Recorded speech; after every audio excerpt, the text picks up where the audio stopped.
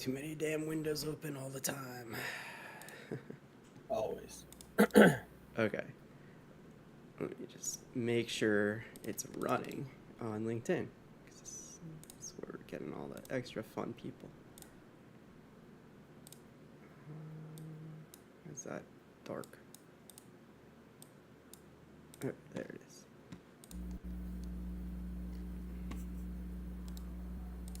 All right, people that are just joining, appreciate the patience. Get going in just one moment as I make sure that we're live on LinkedIn, and we are. Perfect. Okay. Blake, please introduce yourself. Yeah. Hi, everyone. My name is Blake Baxter, co-founder and co-CEO of Immersive Enterprise Laboratories, and also have an investment group called Black Run Ventures or Black Run Partners, based out of Singapore. Yeah. So just to dive in, IEL, it's an independent animation studio, but we created a hyper-efficient workflow that has drastically reduced the cost of animation, and in doing so, it unlocked the ability for transmedia. Oftentimes, people say, "Well, how do you create a hyper-efficient workflow?" Is that we looked at the past 100 years and we thought that there could be a better way of doing it. I've used this as an example more recently, just to create an association of that people can kind of understand. But imagine if the current in the current uh, form of animation, which is a very linear way of doing it, you're not able to iterate. And so, if your example I use is, if you're an attorney, right, and you're still being paid your $500 to $1,500 an hour, just depending on, right, but every single time that you get a red line and you get a change on your contract, you have to redo the entire thing, start to finish. And you know that even if you do it, it's probably going to get thrown out because there's going to be more notes that are on it. Over time, I feel this has a degradation of what creative can come out of it. Again, even if you're paid, because you know that the spirit that you put in is just going to be tossed. Essentially, what we've done is that we've added the backspace key, the delete key, and then also doing copy and paste along with it too.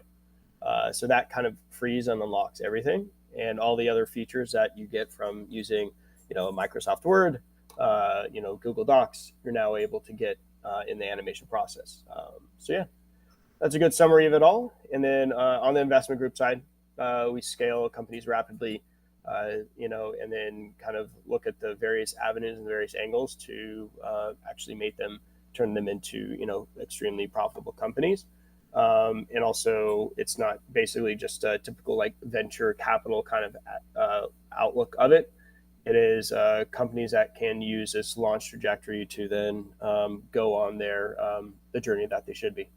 That's a vague way of putting it, but we look at basically a whole variety of different industries, um, and what that scale looks like. It could be going public, RTO, SPACs, all the various financial instruments that are out there, debt financing. It's kind of like true banking meets investment meets company scaling. So yeah. I love this because it's touching on something very important that early founders especially struggle with, and that's innovating, coming up with ideas, right? A lot of people on these online communities, especially, are constantly posting on, Reddit is like the one that's overwhelmingly obvious. Hey, what market trends are most lucrative right now? What products are selling the most? What idea should I work on? And they're trying really really hard to focus on something and pursue something that is often disconnected from their experience, their background, their relationships they have. And another aspect of this is innovation. What is innovative? And a lot of times those people, they're trying to do something that is so groundbreaking that it's unlikely to be possible at this time due to technology limitations or something else, which isn't a bad thing to strive for, but to enter the market with that and try to force that on people is where the timing angle is really important and where they can go wrong. So I'm curious, when you're talking about IEL and innovating, looking at these workflows, these different systems that are in operation currently and utilized currently, what was that thought process, that methodology to make the most sensible tweaks and build on what people are familiar with to make the experience more enjoyable, more beneficial, and more valuable for them to utilize with the product or service that you're offering them? Yeah, no, that's a good thing. I think that there's a variety of things. So that kind of happen when it turns into looking at what technologies are, right? And for us, we actually went all the way back and we created a new philosophical foundation of what is storytelling and what is creative, because you had to go all the way back to do that. And so it's like we didn't reinvent any tools, right? What we actually have done is that we've made amazing partnerships with whether it's software or hardware partners. So like HP, NVIDIA, and AMD, they're some of ours. Adobe as well, and then we have various other like smaller, lesser known technologies that are out there. For example, we have amazing rigging software that actually the philosophy behind it is that it's not no longer blend shapes; it's actually deformer based, which is very technical in terms of animation industry. But what it basically does is that you get amazing Pixar quality styled characters because the guys who created this are former lead riggers and lead character designers from Pixar. But it gives that flexibility that stretch that you see rather than that chopping that you can often see in animation. Another one that is accelerated that we've been able to utilize is called Jolly. Jolly Research is their company name. The product is Jolly, and what it is, it's a speech to facial animation. So it gives you light speed jumps forward, where it allows basically you have a junior animator. That's the starting off point, and then so you get polishing from there. So it does all that ditch digging work, if you will, that a lot of people don't want to do, but they have to do because that's part of the job. But again, it's all these advancements forward. So what we did is that we said, look, there's, the basis of kind of like the hook or the middle of all of this, right, is Unreal Engine. It's a gaming engine that has been built in such a way where it can do so much that the joke is that the developers probably don't even know what all the tools that they built into it are actually. And through that, it's been able to accomplish a ton for us. And so we've been able to create sort of like this digital stage, right? And our philosophy is sort of like it's live action meets animation to have this moving forward, right? So when someone says like, okay, well, what are the actual tools? We're like, okay, well, it's all the standard sculpting tools. It's all the standard design tools that you would use, like Adobe, what's in there, and Maxon and Autodesk, right? But it's then how to take those tools and then reuse those tools in an entirely different way, right? So that entirely different way is it's actually the implementation of those, right? It's how to then design in an iterative way, which gives you better storytelling at the end of the day, right? And we can jump into this later, but kind of going into the examples of what does that mean in terms of the iterative approach advancing storytelling. So I now use this as an example. You can have the best idea in your head, right? But until you actually see it in context in front of you, you're not going to be able to know if that actually hits or not, right? Because then you can be like, ooh, that's rough. But if you know that this entire scene that you just did this experiment with cost you millions of dollars to try, right? You're probably going to stick to it and then just do small changes of whatever is needed, instead of doing the entire, having to redo the entire thing. But if you can actually take a scene like, for example, romantic scene of a couple walking down a wooded forest, right? And there's a certain level of atmosphere and tones and sounds. And storytelling isn't just what is in the script, right? What the words are spoken. Storytelling is the visual cues, the atmosphere, the energy, the vibe. There's line, mass, form that you also see that you don't your brain sees, but you might not actually see and recognize that you see yourself. That's in the storytelling, right? And then there's music and sound, and Rebound Sound, who Mikael has come to a bunch of the 805 events too with his wife. It's fun because we've been able to do a bunch of work together, which we met outside of that, but then we saw each other at the same luncheon as well. Um, they just joined us down in San Diego for an animation pop-up event that we did. But to go into it, right? That's storytelling, right? Mikael and his team are amazing at doing, the sound of it. But say you took that and you said, okay, well, what if I want to see this, and maybe it's not supposed to be in this wooded environment? It's supposed to be in a busy city, right?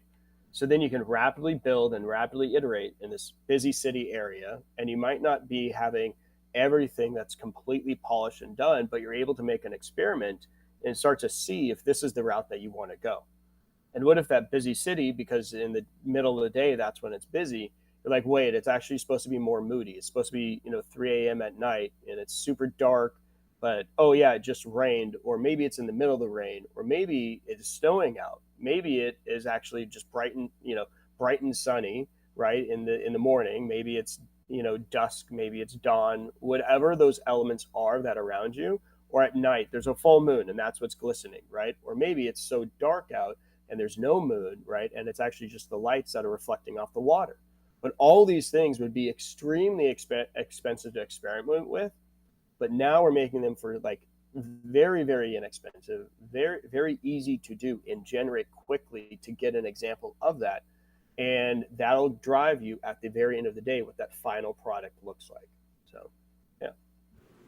Dr. Paxmore says, I'll not pronounce this right. Oh, there he is. Reset and There he is scene. again. Yeah. Definitely, yeah. One of our most loyal Twitch chatters and most entertaining. So yeah, welcome everyone. Yeah, we got more people that have joined us over here on Start Model where we're hosting this. As I posted in the chat, if you want to come up on stage, which you can do on Start Model, to use your microphone or camera, which is optional, just let me know in chat or raise your hand. Everyone that's watching on the streaming services, LinkedIn, Twitch, YouTube, Facebook, use the text chat, post questions, share what you're working on, what you might need support with, and I'll relay those to Blake so you can get some answers, feedback, insight, advice, all the good stuff. So don't be shy. Whatever you're working on, it's, one of the great things about a mentor like Blake, immense background experience in different areas of expertise. So there's something that Blake could probably help you with. Don't be shy. I loved what you're breaking down here, Blake, because so much of it on the innovation side, on the product service side, is going back to the beginning and understanding what people are doing and why. And then, like you said, like you didn't really reinvent anything. You just made it easier, something easier to access or more efficient with it. And you also mentioned how you have people who are from Pixar that lived and breathed these different, workflows. They know this inside and out. How important was it to bring on employees, partners, co-founders that lived and breathed this industry before you got going? Like where did that fit in when you started reaching out to these people? Yeah, I mean, so my business partner, his background is right out of art school, straight into Disney, and underneath this guy named Bill Perkins, who's his mentor, and he works with us today. Bill Perkins is notable for being one of the fine artists and oil painters when Disney was doing kind of their resurgence, which they do every few cycles of it, back in the 80s, right? And so his first project was working on The Rescuers, then on to Little Mermaid, Aladdin. He was art director for Aladdin, Tarzan, Tangled, and he so many other interesting studios that he's not been credited for, but he's been part of and has amazing stories about too. And then also he left from one of the visual development heads for Disney Plus about a year ago now, year and a half ago. He retired out. And so what's interesting there is that those philosophies can, from an analog sense, right? And Bill is also still a fine artist professor, right, over at Art Center as well. He's taught at Call Arts and yada yada. But because of his understanding of this visual language and description of it, it's been quite important, right? Because you're taking the knowledge base of what they've done and then just sort of like repositioned it into doing where things are advancing today, right? And sort of it's like when people kind of start talking about, okay, AI conversation is always out there, right?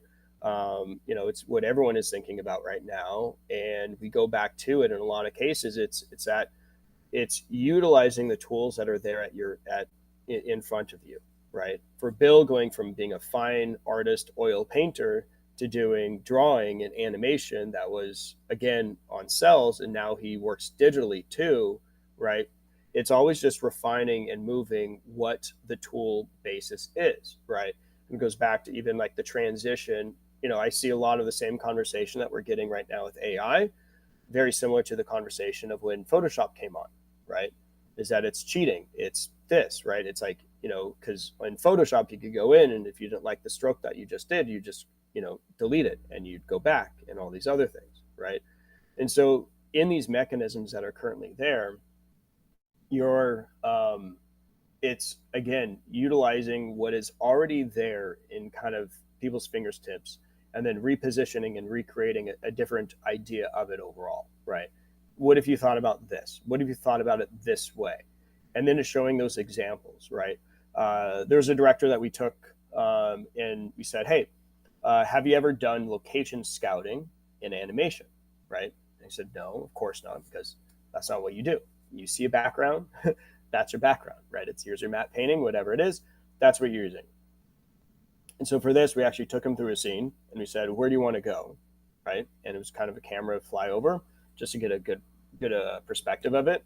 And he says, oh, let's go over here. No, don't like that. Let's go over here. And so you're in this massive environment, the same way in live action, but you're moving around digitally, so it's much quicker. And then we landed down. We said, would you like this? And he says, yeah, like the mountains are perfect there, but the trees are in the way. So we started moving the trees, right? We regenerated the trees. We started doing all these things in front of his face, right? That he was like, this is insane. I've never thought about doing this. And he wasn't focused so much on the style, right? Because the style you can adjust and you can change as you move forward, but you're getting the right scene, right? And then that's a basis of what the rest of the creativity is.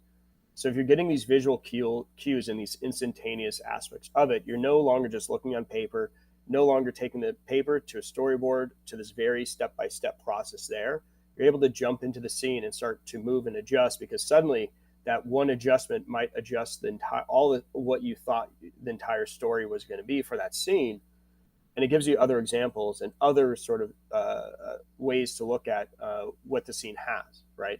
Because maybe someone, instead of it being a forest scene, you're in a bar, or you're in some sort of like restaurant or whatever, and there's glasses, and all of a sudden you're like, wait, there's a coffee machine back there, because like someone just decided to use a proxy asset that is an espresso machine. Like, no, we should actually just move to this coffee bar there. Why are we sitting down over here on this side of it? So seeing all these different elements of it, it starts to become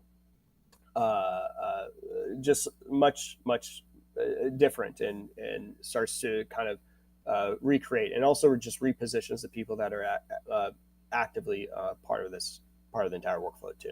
So yeah. I love it. Okay, so people are being quite quiet. Don't be shy. Whatever you got going on. So like book Yeah. We buyer are talking over. about animation, right? We are talking about animation and everything like that, but it does go outside of all this. Also, it impacts other industries too. So because we've democratized this, we've actually seen ways where we've been approached by, defense companies, first responding companies, right, to go through stuff. So yeah, see what Scott has to say.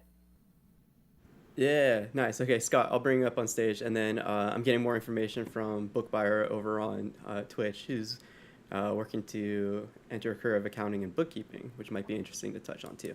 But Scott, let me get you an invite. Okay, you should have that now.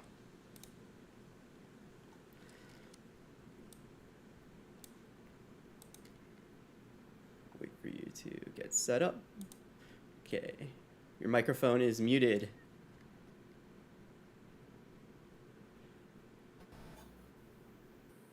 Don't worry. We'll be patient. I know. First time using this can be a little bit tricky for some people. Mentors, myself included. I'll get a tutorial up once I figure out how to go through this.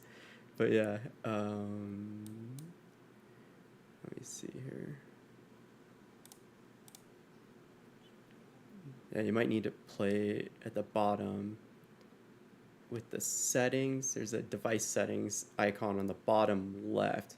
Might have to cycle through a couple different settings with your microphone potentially. Worst case scenario, you'll just have to type it. But you look cool. I love the background. Yeah.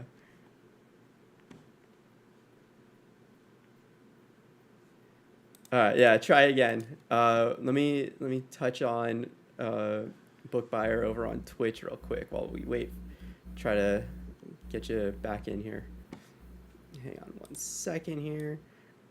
No, Bookbiter, it's another platform. It's called circle.so. We're using that to build the community out on.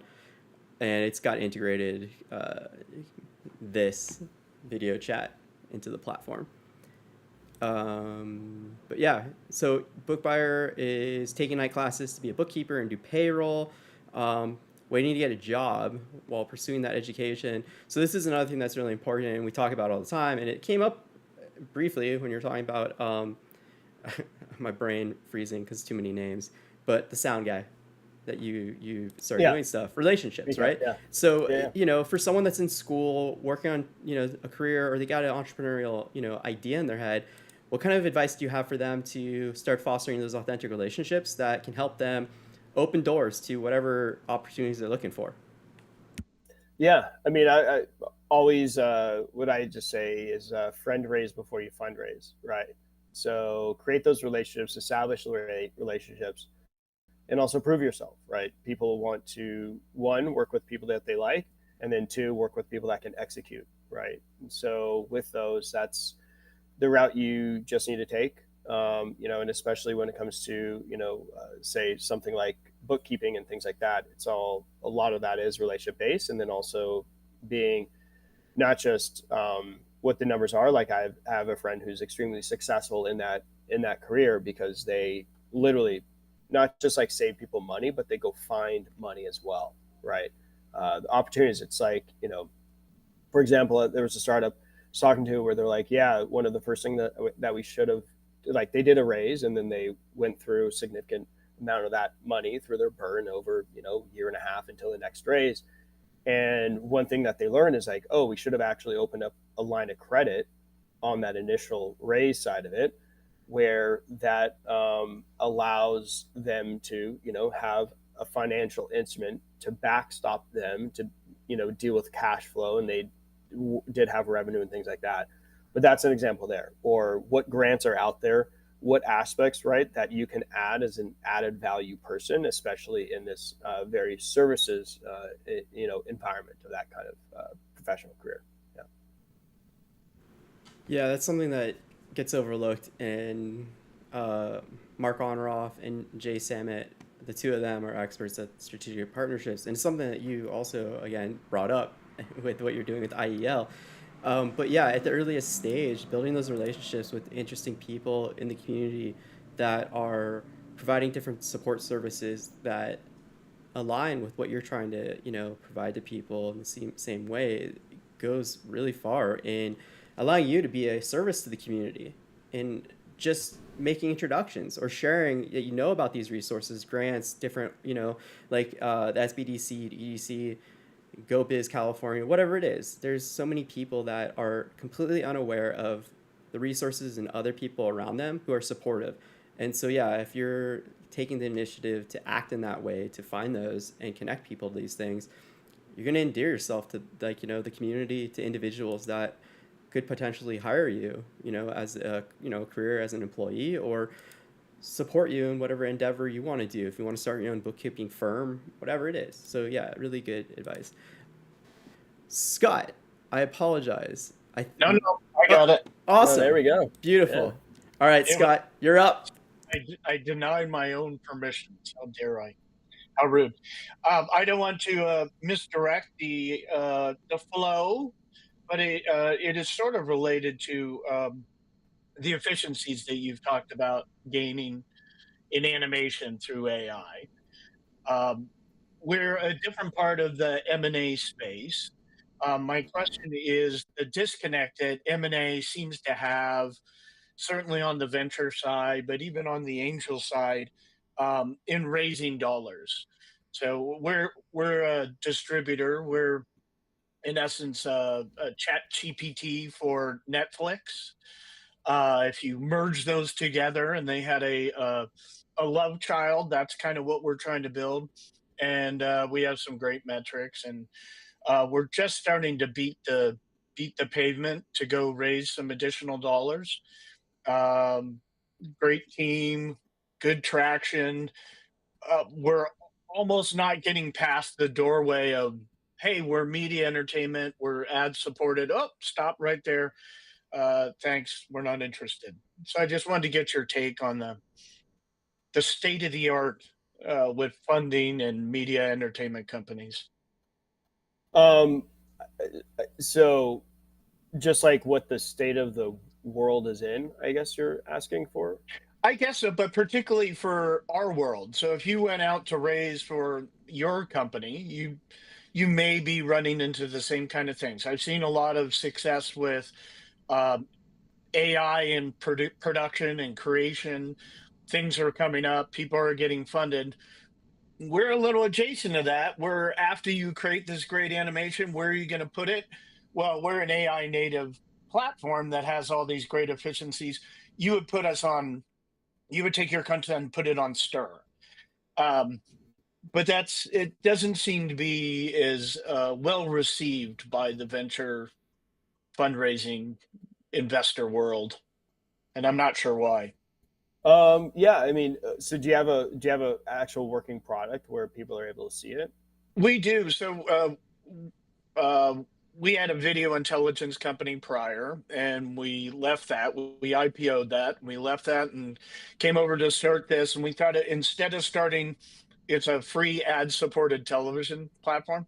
Instead of starting at zero, we go out and find one to acquire. So we acquired Stir from Sinclair Broadcasting in 2024, have about 8.5 million users. We have revenue, and we're trying to pivot over to this new AI native, better recommendations, better discovery. Blake can share clips of his favorite show to Gary, and Gary can follow Blake's playlist of all the streaming shows he watches, and just bring everything we know on mobile and desktop to your living room couch. And we're seeing some success. We have growth in the revenue, but on the funding side, we're hitting a roadblock where it's not B2B. It's got that stench of media and entertainment, and we're just getting like a pushback. And we're not sure, is that just the nature of M&A, that it's hard to raise funds for these companies? Or I mean, we're as much AI as any other vertical AI company is. Everything we do is AI driven, in marketing, reporting, onboarding. Our ad stack is all AI, but that doesn't seem to flip the switch. Yeah, so I mean, if you're going after M&A, so are you trying to then target companies to acquire, or are you trying to be Oh, acquired no, no, by? no. We did an acquisition to avoid the cold start. Now we're in. Now we just want to do a traditional seed, $5 million. Oh, Uh, so are you talking more like just for definitions? So because you were talking about the M&A industry currently, so were you maybe M&E, a bit media and more? entertainment. Oh, media. Okay, Yeah, M&E I was side. giving you the shorthand. Sorry. Got it. Yeah. So M&E side, yeah. I mean, you're right now. What people are looking at and people are worried about, right, is that because of the race to zero that is currently happening, right, and there's big players, and then there's essentially a siphoning up of companies and where things are going. That how is it that you are going to be competitive with everything and everyone else out there? And so, what creates you as your, value proposition in that realm, right? How do And we maybe if it's, differentiate ourselves? Sure. yeah, yeah. And so it's like, I think it's also people understanding. So like what I meant by the working product, do you have a working product of what you're trying to raise for? Or is We it have you're an trying to do a existing raise? model. Yeah. We have an existing model up and working that's actually gaining revenue. And then we have Stir 2.0 in the sandbox that we've been developing. We just need additional dollars in order to commercialize it. Yeah. And usually that's what people look at as what's happening. There's no product that you can actually show. It's very difficult to Right. kind of talk through.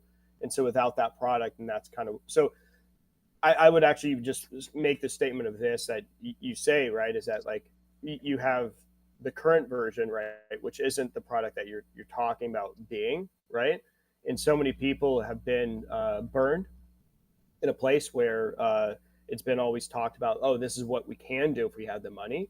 And if an investor knows that you can't do it without their money, it puts you in a very Right. inopportunistic situation, right? Yeah. And so they're patient with their money. Right now, money is very expensive given interest rates and the state of the world that's out there.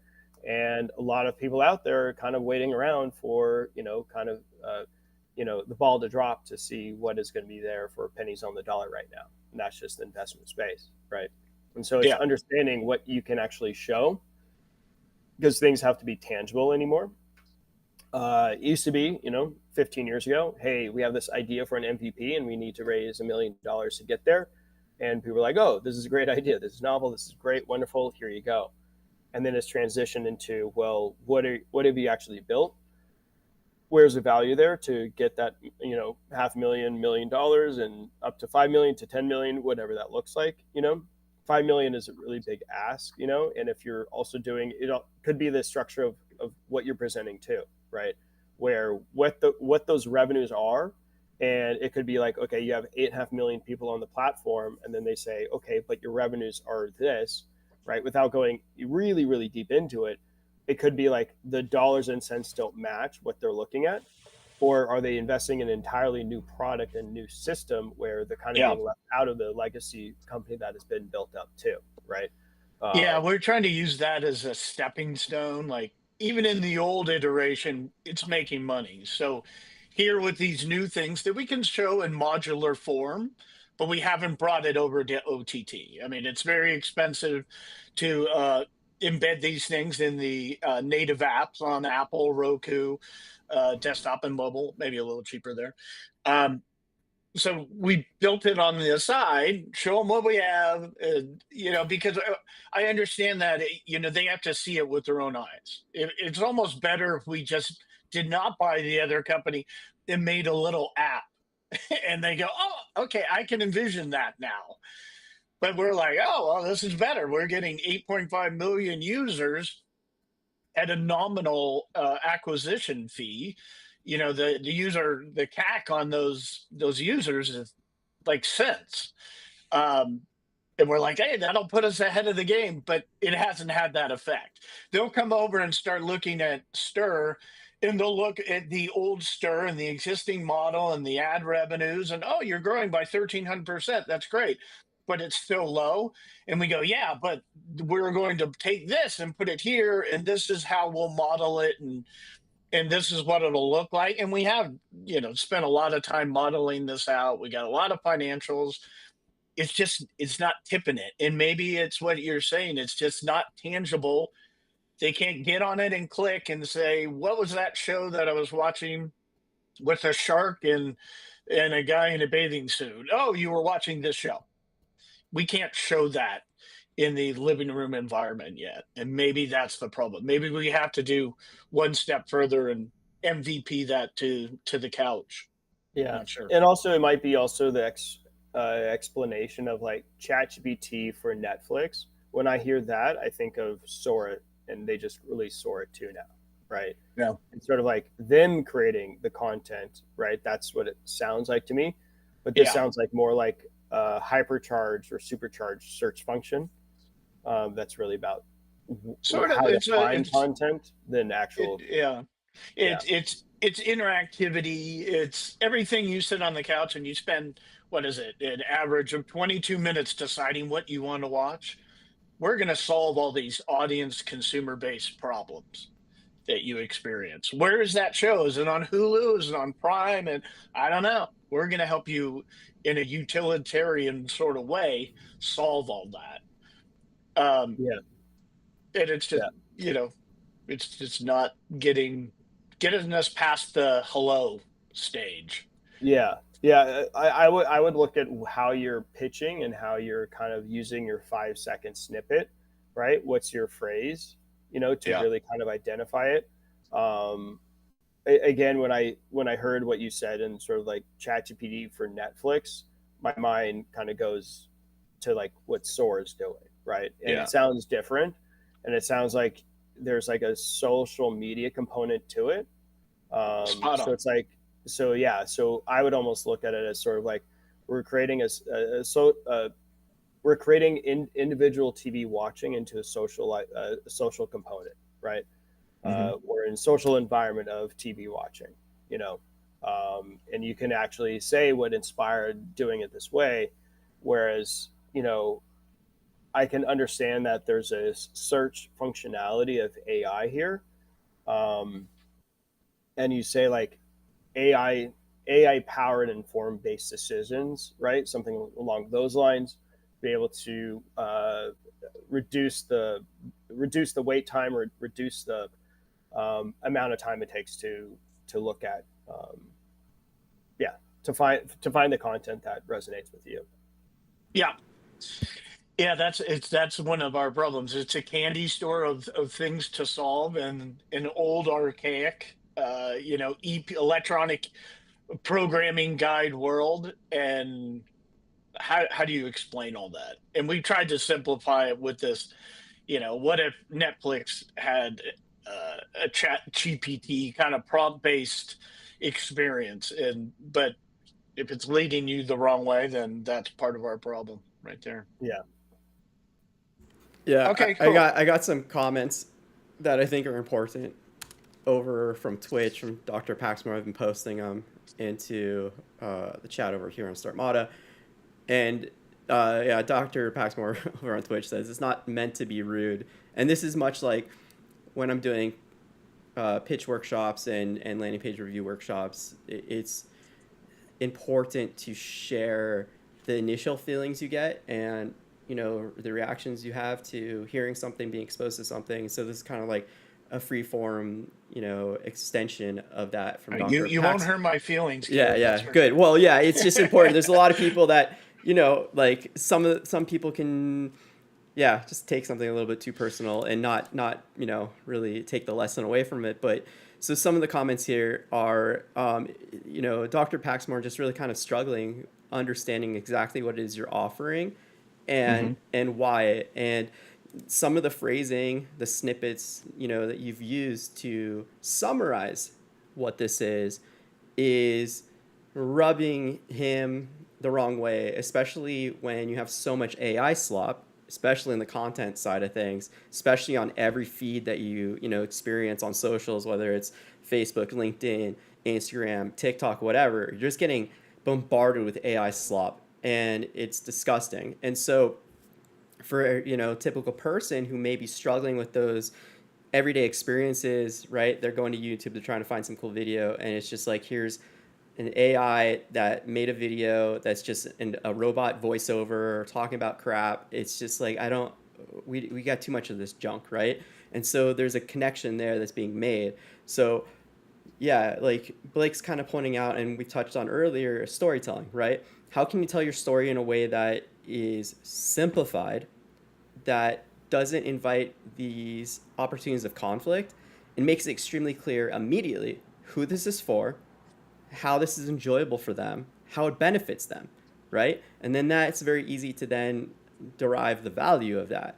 And a lot of how, the conversation has gone, what's been presented, yeah, it feels like a solution to a problem doesn't really exist, at least in the way that it's being presented. It's not easy to resonate with what the problem is, or what the experience is that you're trying to improve and provide a better alternative to.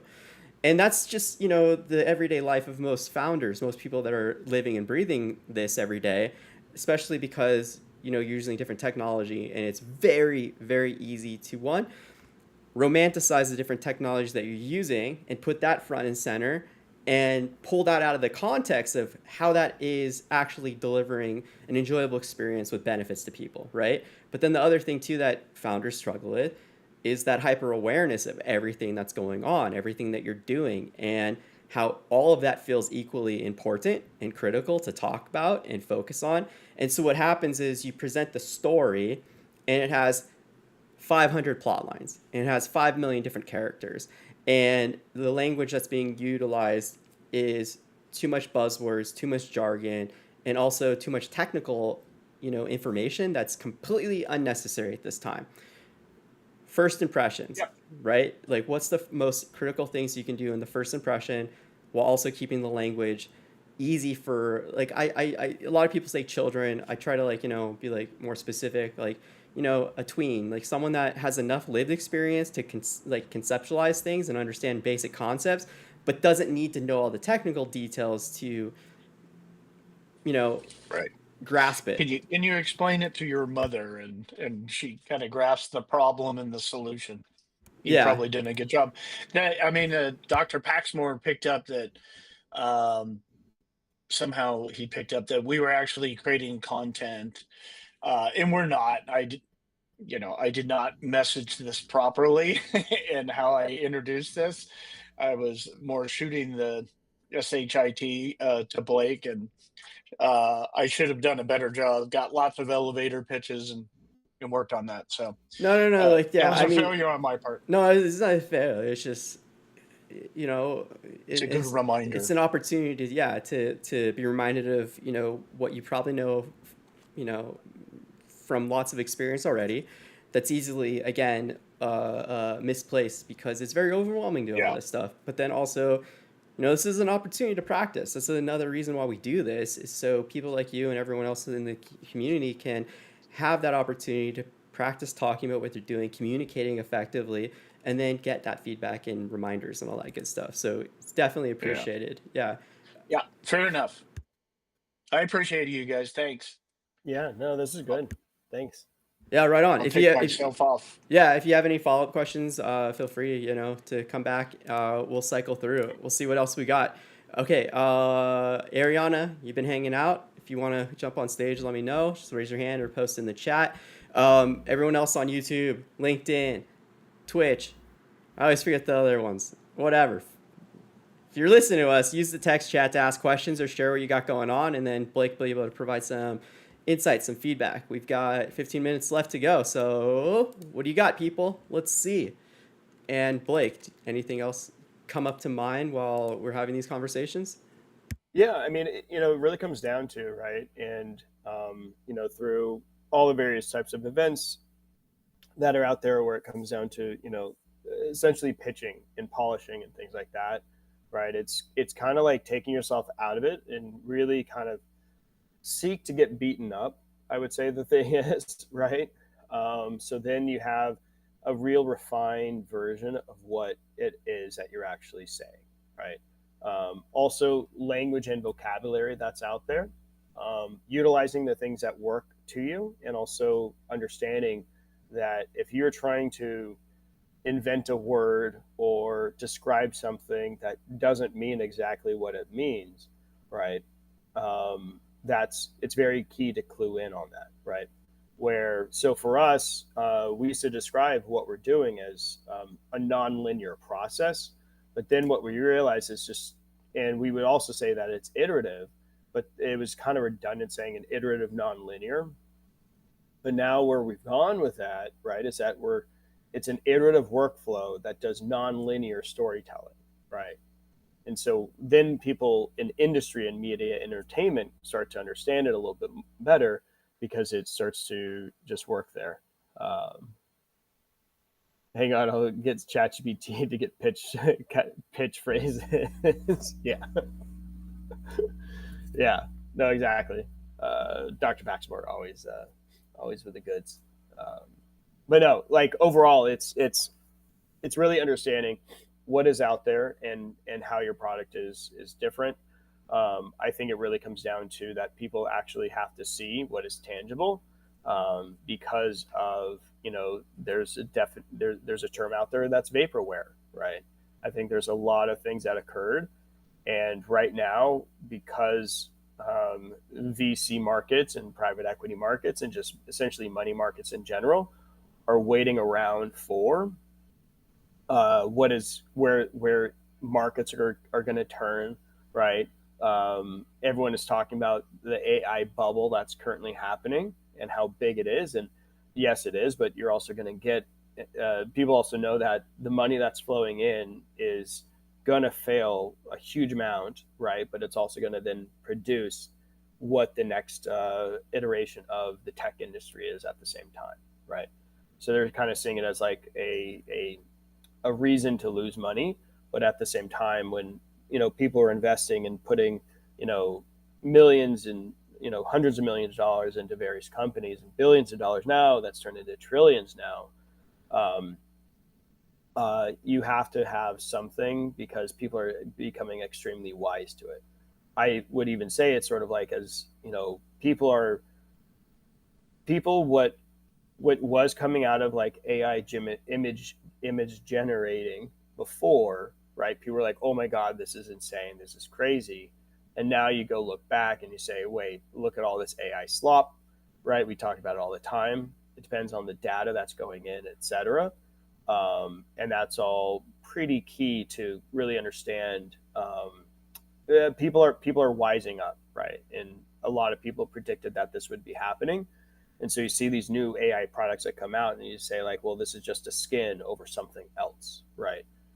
It's not their own technology, but then they say like, oh, well, we're using this, so then we build our own technology, and we're like, well, what's the point in building that when OpenAI and Google and Microsoft and X even and all these other companies that are out there have spent their billions on so much too.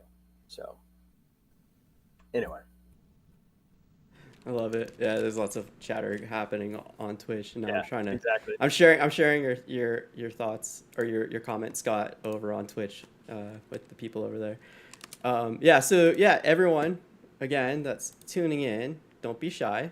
Post questions, post what you're working on, and we'll get some expert feedback and insights from Blake over here. Uh, yeah, I love how you explain that, just that process, the iterative process of, your own storytelling, which is great. Um, Blake, there's a big event coming up, and you've been going all over the world, and we talk about this pretty much every month when you check in with us. But I love doing this little check-in because you're consistently going to different conferences, different events, partnering with different organizations to help grow your business and grow your personal brand, including in addition to your business brand. I'm curious, as we have another conference coming up this week in Los Angeles, Infinity Festival. What have you learned so far in your travels and journeys that you're going to be applying to Infinity Fest to ideally make a bigger impact and achieve your goals for being at that conference? Yeah, yeah. Yeah, so it's been kind of a whirlwind, right? We were doing maybe a couple conferences a year, right, where we were on the floor and sometimes we'd speak and stuff like that.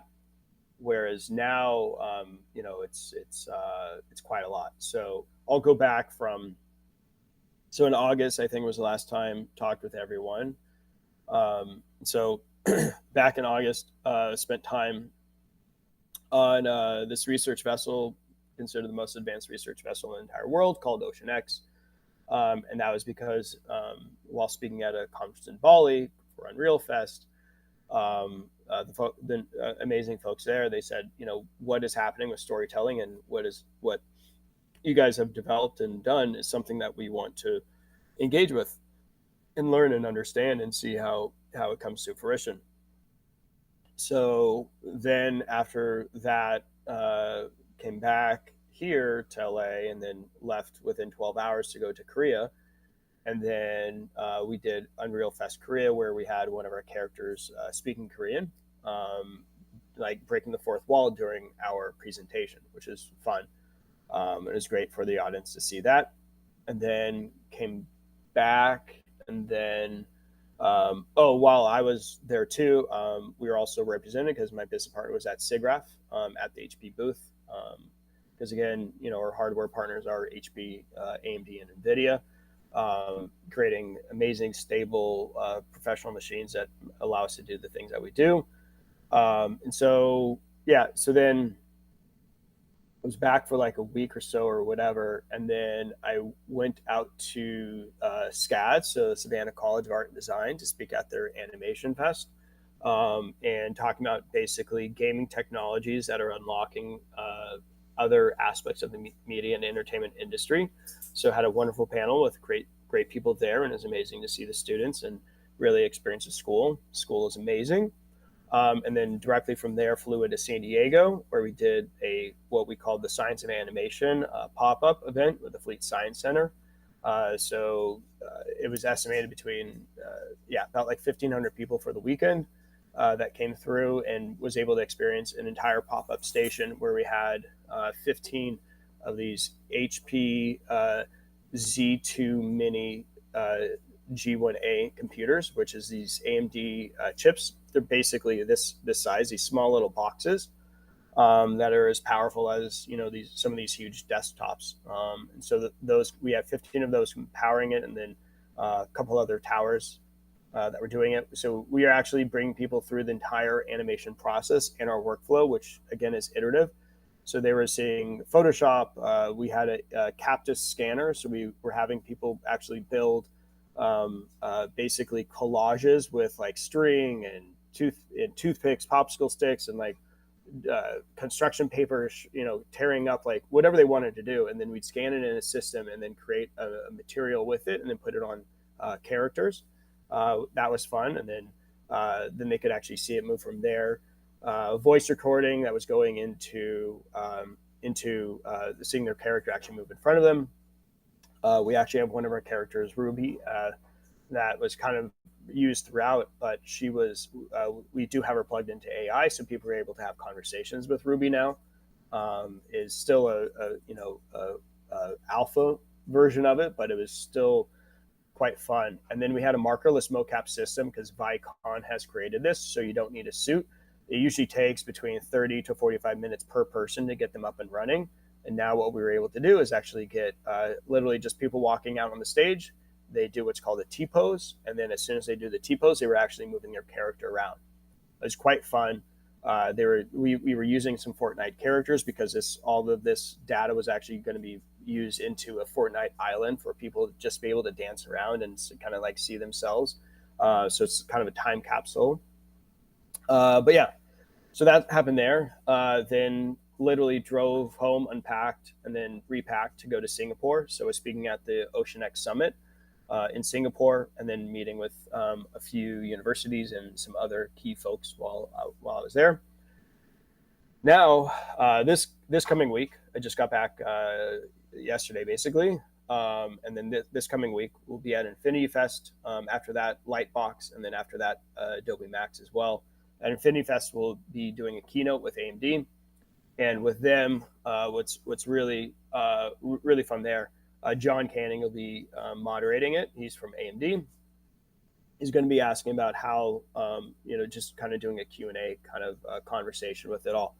But what we've noticed is that people need to see, people need to understand, and people are also very excited about us pulling back the curtain and them seeing inside, right? We are very much proponents of how the sausage is made. And I say it like this, we don't just show filling the casing of the sausage, and sorry for all the vegans out there, you imagine that these are vegetables instead, but filling the casing, right, that's already, reeling it back enough. Like, we're showing it all the way back to when it started out as an animal, and then what happens to that animal as it goes into the casing, right? It's very gruesome, very brutal process, right? That's what animation is. It's always been that way.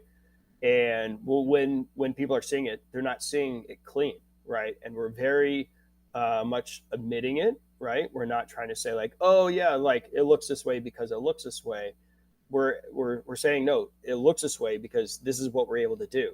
We have this proxy, then you see this final asset over here, and it did go from there to there. So we're able to actually make that show that flow of it all happening, and through it, people are able to really experience what it goes through, and it gives an understanding that people who weren't before because they weren't able to see it, they're now able to experience it, and even those that are not in the industry are able to now get a real rooted basis of what the potentials are. So yeah. Hell yeah, I love it. Iterative experience. Yeah, and this too I think is important. Going back to what you're talking about with Scott, right? Having that working prototype or that working product and being able to let people experience it. And this comes up all the time when we're talking about pitches. If you're relying on words or simple, illustrations, especially abstract illustrations to represent what you're building, it leads people to interpret that endless ways, and the same person can interpret that differently from moment to moment depending on what just happened in their life to change their perspective, change their biases, change their expectations. And so it's so important to walk them through and showcase this in front of them so they can grasp it, they can resonate, they can see where they could use this in their workflow, in their life, whether that's like a daily life thing or a once in a while thing, whatever it is. It adds that human component. And yeah, I have some friends that are in animation, and my goodness, yeah, the process, it was so grueling. And you know doing this very monotonous work takes away from all the fun creative stuff and being a real animator, right? Like getting real into the process. So yeah, it's very interesting. Yeah, right on, Scott. I shared that over with the Twitch chatters, so they can check it out. And then yeah, let me see here. I saw Frank, you checked in over here on LinkedIn. If you got some questions or you want to share what you got going on so you can hear from Blake, go for it. We're going to do a last call for questions because we're up on time. Blake, if you got a hard stop, let me know. Pretty much a hard stop, yeah. Okay. All right. So real quick, right. any last questions? No, but it's right back to back. It's all good. Like if someone does it, So, yeah. Right on. All right. So yeah, now's your chance, people. What do you got? Let's go. Blake, do you have any fun little announcements? Anything you want to share with the community while we wait? Yeah, I mean, just overall, it's we've been on this journey, and I think it's important to really show people what is happening and what you're doing, and also so that people are aware of what is happening and where industries are moving, where being able to have basically a megaphone or platform where people can see and also keep track and keep progress of what you're doing out there, it's very key. And you have to be able to show that you are moving the needle, even if it's very difficult to without funding, right? So if you're not moving forward, you're essentially so cliche. You're not moving forward, you're moving backwards, right? So it's very true, right? You need to really kind of make sure that you're always showing progress, so that when that investor comes to you and they say, oh, well, what have you done in the past 3 months, or what have you done in the past 6 months, and you say, oh, this is where we're advancing, this is what we've done, this is where we're moving, and your money is just going to supercharge this to move it forward, right? And also, flip the script and see what it is where what you're moving makes it so that they're essentially missing out. So yeah, those are closing thoughts. I like it. Man, sorry, so many different text chats. It gets overwhelming, man. But I mean, like on that kind of note, right? How important is it to also bring up the adversity that you faced and how you overcame it? Like, yeah, like, do you recommend that? How would you phrase that? How would you frame that when you're touching base with, whether it's an investor that you're trying to build a relationship with and convince to give you funding, or just other people in the community who could be powerful partners? Yeah. I mean, people need to know what you face on a regular basis, right? And show how you've overcome it and how you've refined it and you've broken through each barrier and each wall that's been in front of you. They don't know about it and they just think that it's been easy peasy or whatever it is. They're like, oh, well, maybe they don't need this, right? But if you say like, these are the things that we've been able to accomplish to date, these are the issues, these are the problems that we saw along the way, this is where the value is, right? This is where, like, for us for example, we can literally go back in time and say like, look, this is the level of investment that we've done ourselves, which is X millions of dollars, right? And so now what you're getting is a product and a company that is worth this because of the amount of money that was put in, right? And this is the trajectory because these are the amount of projects and these are the revenue streams that we're going to be able to get now, right? So it's a variety of it all. So yeah, I think with that we're good to sign off, right, man? So Yeah, I think that yeah, was great. Yeah, everyone, thank you, Scott. Thanks for being brave and getting up here. Yeah, uh, book buyer, thanks for joining us. Doctor, always a pleasure. Yeah, so yeah, thank you, everyone. I hope you have a great rest of the week. We got more office hours coming up tomorrow and on Friday. So yeah, tune in. And Blake, you're always yeah. the best. So thank you so much.